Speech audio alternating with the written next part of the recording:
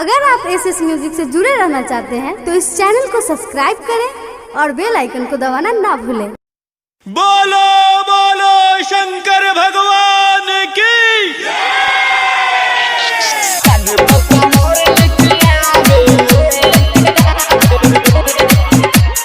Music by Prakash Chandravanshi. कान्हे पक्का मोर लेके आवे पूजावा कमर लटकावे।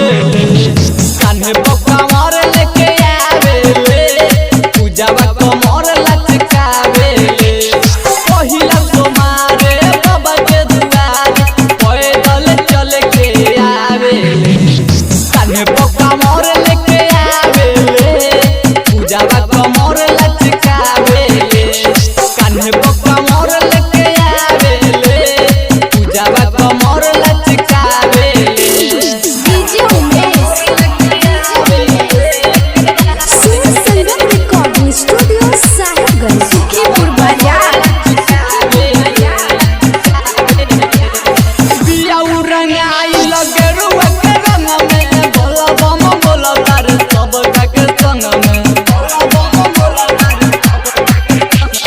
बियाऊ रंगाई लगे रुआ के रंग में भांग पी के नाच लिया पाना उमंग में। भोला जी पे जलावा चढ़ावे पूजावा कमर लटकावे। कान्हे पक्का मोर लेके आवे पूजावा कमर लटकावे। कान्हे पक्का मोर लेके आवे पूजावा कमर लटकावे। भोला जी पे जलावा चढ़ावे पूजावा कमर लटकावे। डीजे उमेश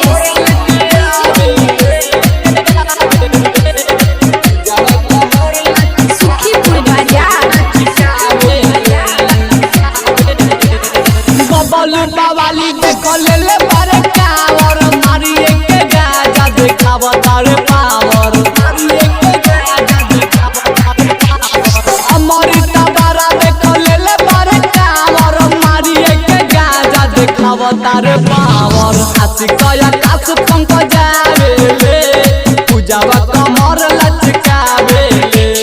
कान्हे पक्का मोर लेके आवे पूजावा कमर लटकावे। कान्हे पक्का मोर लेके आवे पूजावा कमर लटकावे। कान्हे पक्का मोर लेके आवे पूजावा कमर लटकावे। हर हर महादेव। Contact number 7352676438।